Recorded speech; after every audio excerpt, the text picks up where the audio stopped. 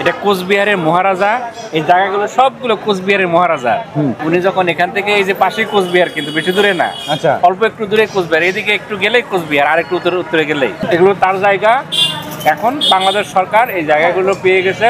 তো বন্ধুরা, আমি এখন রয়েছি দেবীগঞ্জ উপজেলার জগবন্ধু ঠাকুরবাড়ি, যেটি স্থাপিত হয়েছে 1914 সালে। এবারে মানুষের এমন একটা দুরবস্থা ছিল যে আমরা আমাদের নিজ থানা একদম পাশেই দেবীগঞ্জ আমরা যেতে পারি না।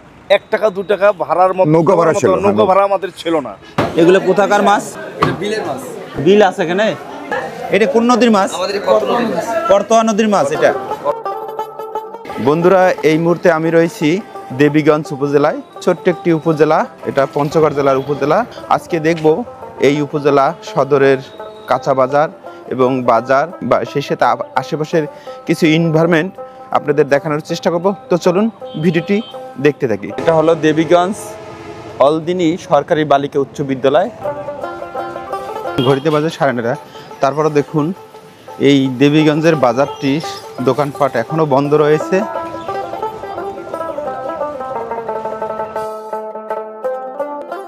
এখানে প্রতি শনিবার এবং মঙ্গলবার সুপারি বিক্রি করা হয়। গ্রামের আশেপাশে সবাই সুপারি নিয়ে আসে।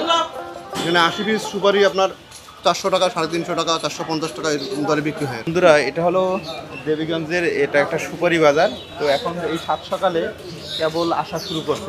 সুপারি যদি নিতে চান তাহলে আমার সঙ্গে যোগাযোগ করতে গেলে আমার নাম্বার নেন 01718 077 358। চলুন বন্ধুরা, এবার একটু কাঁচা বাজারে ঢুকে পড়ি।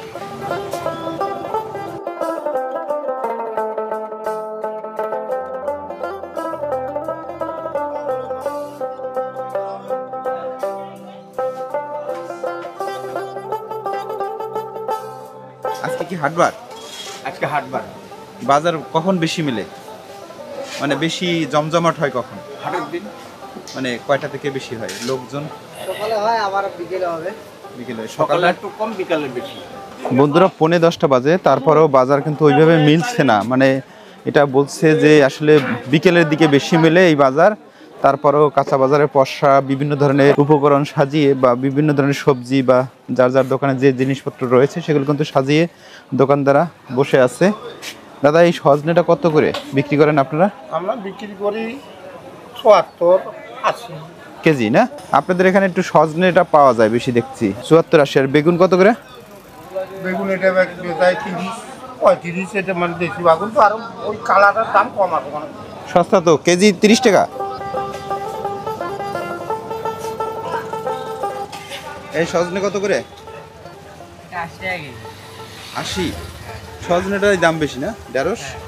60 টাকা কেজি। 160। এটা তো ঢাকার সাথে মিল আছে। আর এই বেগুন?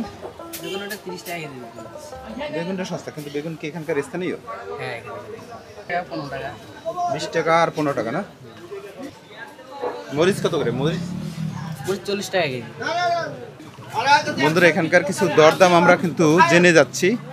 যেমন সজনেটার দামটা খুব বেশি, যেমন এখানে 70 থেকে 80 টাকা বিক্রি হয়। ঢেঁড়সটা কিন্তু ঢাকার সাথে মিল আছে, এটা 60 টাকা, কখনো 55 টাকা, তাই না? এরকম। কিন্তু এখানকার যেটা হয়, এই উস্তাটা কত করে? উস্তা, ছোটো ছোটো উস্তা 60 টাকা না? কিন্তু এখানের বেগুনটার দামটা কিন্তু খুবই কম বলা যায় সবজি। আর এই যে লাল শাক বা এগুলোর মোটা কত করে? 10 টাকা করে এই লাল শাক না? এই আলু কত করে কেজি? না, এটা 40 টাকা কেজি। 40 টাকা কেজি না? হ্যাঁ,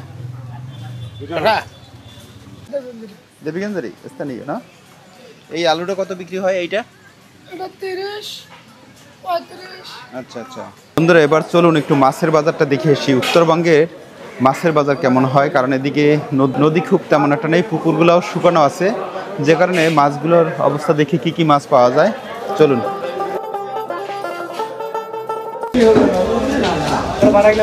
এগুলা করতোয়া নদীর মাছ। এইটা কি মাছ? বাটা মাছ না? আর এইটা এটা এটা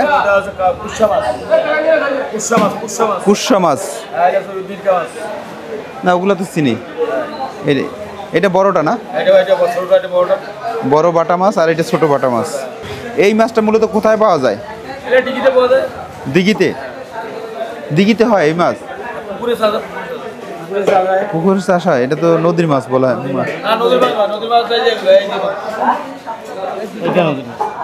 এই মাছটা কি মাছ? ও বৈরেলি, বৈরেলি মাছ।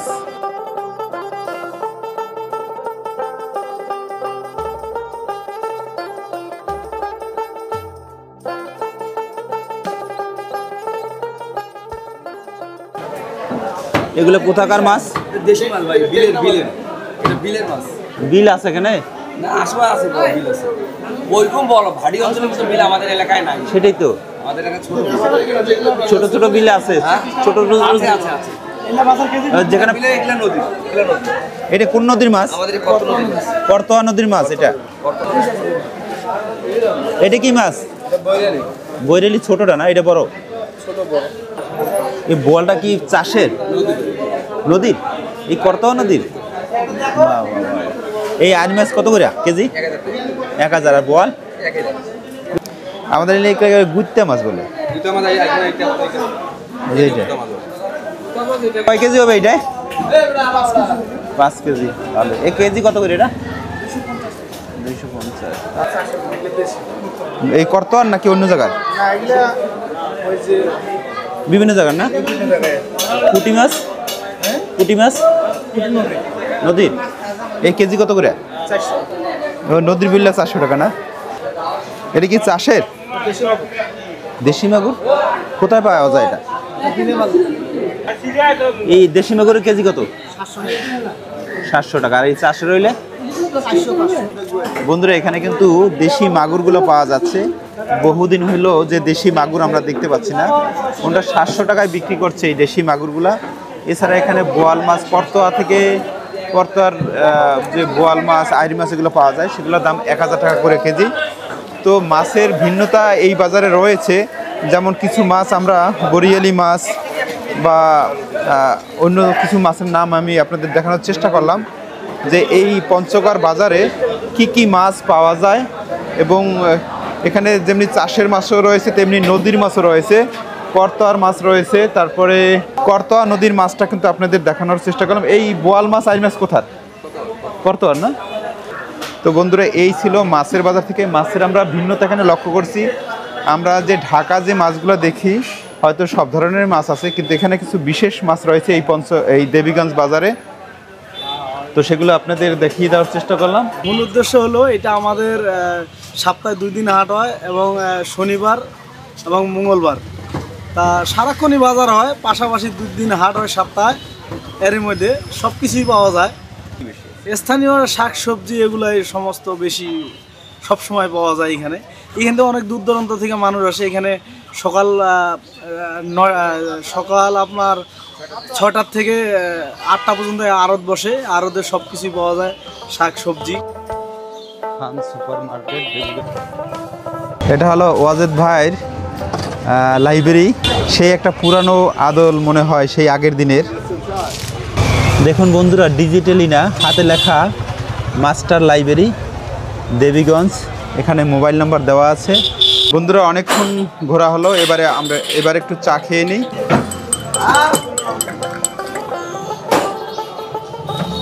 ওয়াজেদ ভাই আর আমি এখন চা খাবো, গরুর দুধের চা। একদম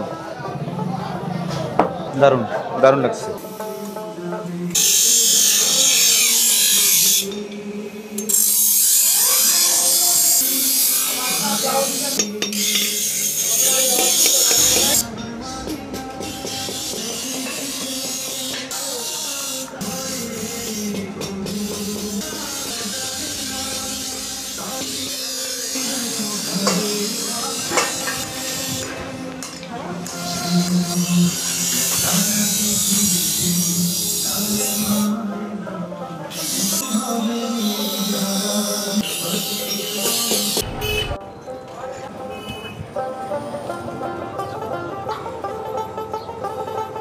বন্ধুরা বিকালবেলা এই জায়গাটা কেমন থাকে তা আপনাদের দেখিয়ে দিচ্ছি এখন। বন্ধুরা দেবীগঞ্জের বিজয় চত্বরের এই জায়গাটায় সন্ধ্যার পরে একটা মেলার মতন মিলে চটপটি পাওয়া যায়, হালিম পাওয়া যায়, ফুচকা পাওয়া যায়, হালিম পাওয়া যায়। এখানকার একটা বিশেষ খাবার আছে, খিচুড়ি অথবা বুট দিয়ে খায়, ছোলা দিয়ে খায়। এখন আমরা একটা খাবার খাচ্ছি, ছোলার সাথে ডিম। কোনো একটা কিছু বানিয়ে দিছে। বিজয় চত্বরের এই জায়গাটা সন্ধ্যার পরে একেবারে বিকাল থেকে শুরু হয়ে বিশেষ করে লোকজন আসে, স্থানীয় লোকজন আসে। আর এই উপজেলায় যারা চাকরি বাকরি করে বা যারা আছে এই দেবীগঞ্জ সদরে, তারা কিন্তু এই সদর উপজেলায় যারা আছে তারা কিন্তু ওই বিকালবেলাটা এই জায়গাটা আসে। আর এই এলাকাটা হচ্ছে এটা কিন্তু প্রায় 75% উপরে খাস। এটা কোচবিহারের মহারাজা, এই জায়গাগুলো সবগুলো কোচবিহারের মহারাজা। উনি যখন এখান থেকে, এই যে পাশে কোচবিহার, কিন্তু বেশি দূরে না, আচ্ছা, অল্প একটু দূরে কোচবিহার, এদিকে একটু গেলেই কোচবিহার, আর একটু উত্তরে গেলেই এগুলো তার জায়গা। এখন বাংলাদেশ সরকার এই জায়গাগুলো পেয়ে গেছে, এখানে বিভিন্ন সরকারি স্থাপনা বানাচ্ছে। তো বন্ধুরা, এই ছিল দেবীগঞ্জের কাঁচা বাজার বা দেবীগঞ্জের যে সদর যে বাজারটা, সেই বাজার আমি দেখানোর চেষ্টা করলাম। এবারে চলুন জগবন্ধুর বাড়ি যাই, যেটা একটা পুরানো বাড়ি বা পুরানো ডিজাইনের। এরপরে চলে যাব করতোয়া নদীর পাড়ে, যেখানে রয়েছে দেবীগঞ্জের সেই সুন্দর একটি ব্রিজ। তো চলুন এগিয়ে যাই।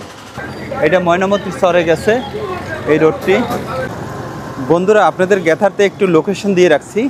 এখান থেকে নীলসাগর যে দিঘি বা নীলসাগর, তার দূরত্ব 15 কিলোমিটার, পক্ষান্তরে বোদা তার দূরত্ব 24 কিলোমিটার, এবং এই দেবীগঞ্জ থেকে পঞ্চগড়ের দূরত্ব 38 কিলোমিটার। দেবীগঞ্জ মডেল সরকারি প্রাথমিক বিদ্যালয়ের ঠিক অপোজিটে রয়েছে সেই জগবন্ধু ঠাকুরবাড়ি, যেটি স্থাপিত হয়েছে 1914 সালে। তো চলুন বন্ধুরা, ঢুকে পড়ছি জগবন্ধু ঠাকুরবাড়ি।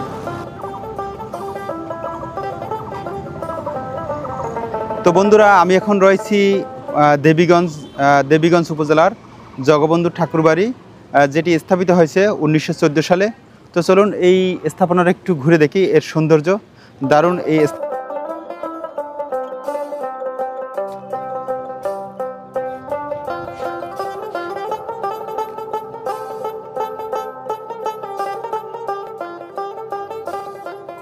দেখুন বন্ধুরা, কি অসাধারণ ব্রিজ, এবং নদী কিন্তু শুকিয়ে গেছে বর্ষা মৌসুমে, এখানে পানি থই থই করে, অথচ এখন একদম শুকিয়ে গেছে।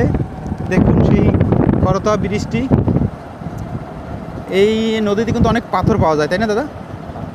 অনেক পাথর এবং বালু রয়েছে, এবং সেই বালু এবং পাথর কিন্তু নৌকা দ্বারা কিন্তু সেই পাথর এবং বালু কিন্তু উত্তোলন করা হয়। যাই হোক, সেটা আপনাদের না দেখাতে পারলেও এখন কিন্তু বালুময় রয়েছে।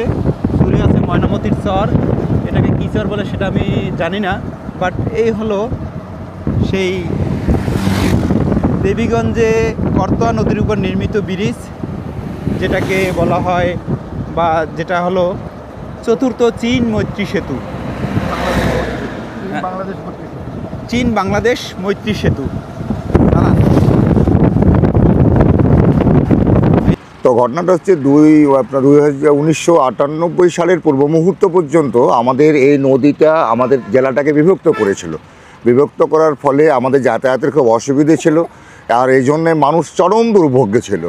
দেখা গেছে বিশেষ করে দুই পারের মানুষের মিলনবন্ধনটা এত জটিল ছিল যে মানুষ দেখা গেছে তখন নৌকা ভাড়া তখনকার সময়ে 5 টাকা বা 2 টাকা বা 3 টাকা, এই ভয়ে তারা এক আত্মীয় অন্য আত্মীয় বাড়ি যাওয়ার সময় এবং সুযোগ পায়নি বা কষ্টসাধ্য হয়ে গেছে। এই ফাঁকে আমি বলি, আসলে তখন এমন একটা সময় আমাদের বিশেষ করে পশ্চিম সাইডের মানুষের, নদীর এপারে আমরা যেখানে দাঁড়িয়ে আছি, এপারের মানুষের এমন একটা দুরবস্থা ছিল যে আমরা আমাদের নিজ থানা একদম পাশেই দেবীগঞ্জ আমরা যেতে পারি না।